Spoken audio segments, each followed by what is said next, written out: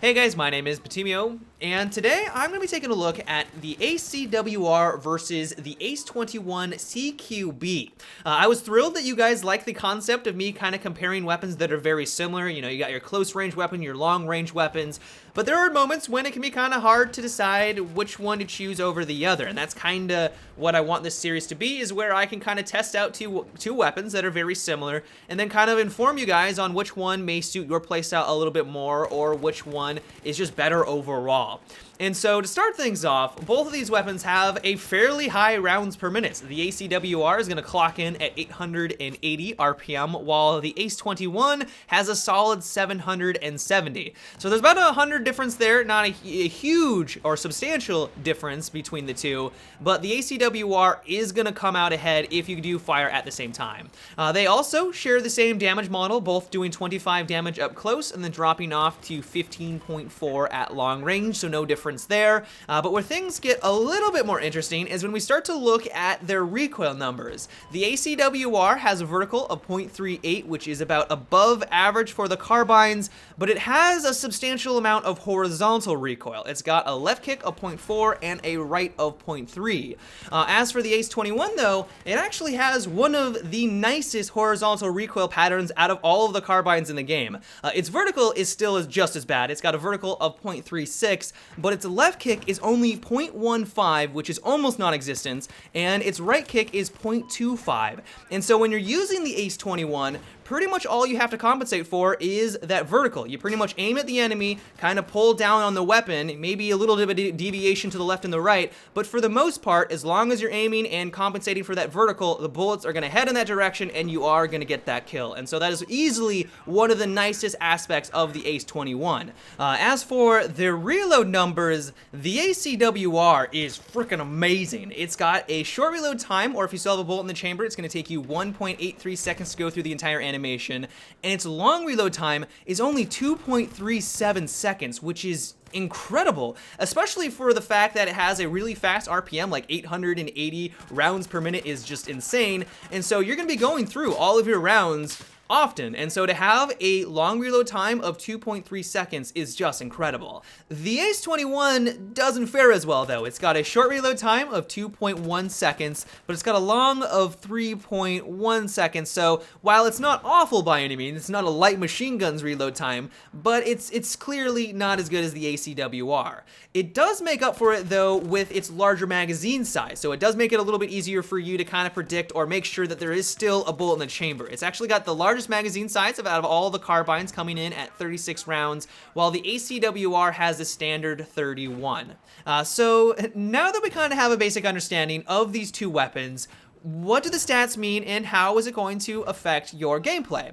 Well, in my opinion, and I'm assuming a lot of people out there would agree with me, the ACW-R is going to be your close encounter gun.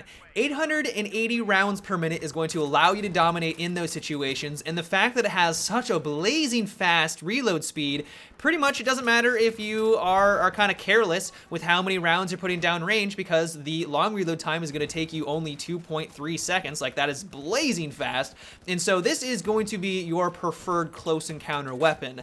The downside of it though is that because its recoil is quite large, it is going to be a little bit more challenging for you to take people out the further out the target goes. So those medium, long range targets are not going to be easy. I'm not saying that you can't, like you guys will see, like I am taking people out at those distances, but you do have to be a little bit more patient with it.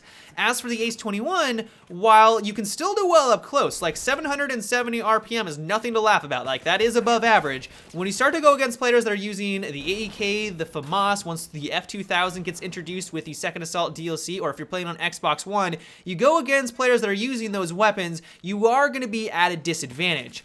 I would say the strong suit of the ACE-21 though is the medium range engagements. This is not a long range killing machine by any means. Because of its RPM and the fact that it is a carbine, you are going to struggle at long range, like you're only going to be doing around 15.4 damage per shot, and so I would say that at a medium distance, because of its recoil and because of its RPM, that's where this weapon is going to thrive, and that's actually where I was having the most success. And then on top of that, and one of the things I love about this gun is that if you are conservative with your rounds, because you do have 5 extra bullets in a magazine, and while that's not a huge difference, if you are conservative and you are very accurate, you can go on some pretty impressive kill streaks without having to reload. You can kill 1 extra person compared to the ACW-R, or really pretty much any other weapon in the game, if you are very accurate. It doesn't happen very often. Like, there are a lot of moments when I just kind of rattle off a bunch of bullets down range, but it is one nice feature of the ACE 21 that I really do appreciate. So overall, if I had to choose between these two guns, I think I would have to land on the ACW-R. Because of its blazing fast RPM, its ridiculously fast reload speed, and because I don't really mind dealing with the recoil, like I find it to be at least reasonably manageable, it just works for me. Like, I'm not saying that the ACE 21 is bad by any means, and if you're someone who likes to have a little bit more rounds in your magazine and you like the slower RPM because it allows you to be a little bit more consistent with your shots, then 100% go for it. It's a phenomenal weapon. But for me personally, I just find the ACW-R to be much more effective, at least in close encounter combat or even at medium distance, simply because I can manage that recoil and I love that rounds per minute.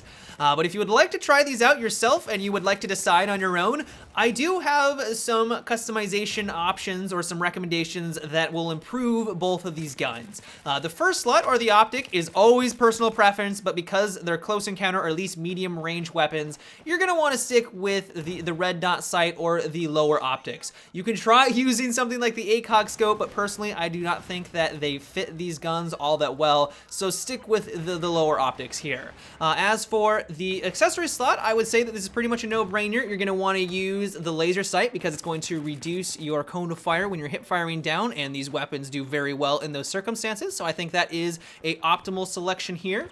As for the barrel, I would say you can't go wrong with using one of the suppressors. It's going to keep you off the mini-map, and I love playing that silent assassin role. I love catching my enemies by surprise, and I think it just works very well with both of these guns. But if you're going to want to try and mix it up a little bit, because of the ACW-R, it does have a substantial amount of horizontal recoil. If it's a little bit too unmanageable for you, then I would try out the compensator. I don't think it's the best pick for the slot, and for the most part I was mainly just using the standard barrel if I wasn't using the suppressor, because I did not want to deal with that penalty to my accuracy with automatic fire. But if you just can't manage the recoil, then the compensator can be a good bet for the ACW-R. And then for the final slot, the underbarrel, this is going to come down to what type of play style you're looking for. If you know you're going to be running and gunning a lot, you know you're going to be up close and personal, then the ergo grip is solid because it's going to increase your hip fire accuracy. But if you're going to be playing a little bit further away from your target, or you're just going to be playing on larger maps, then the angle grip or stubby will also be solid picks as well. But yeah, that is about it for today's review, guys. I hope you enjoyed. If there are a couple other weapons that you would like me to compare, let me know down below in the comments section. But until tomorrow, have a good one and take it easy.